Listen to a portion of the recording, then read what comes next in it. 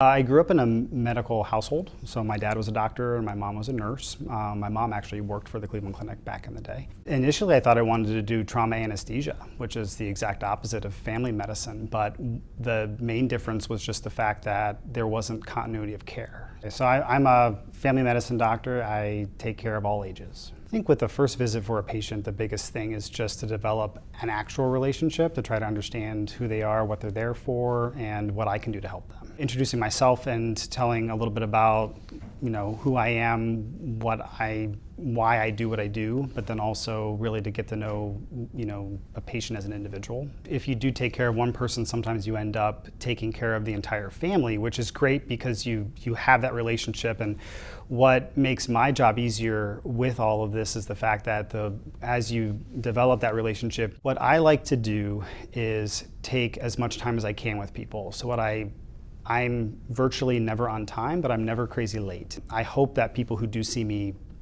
walk away from the appointment and feel like I listened to them, because I think that's very important.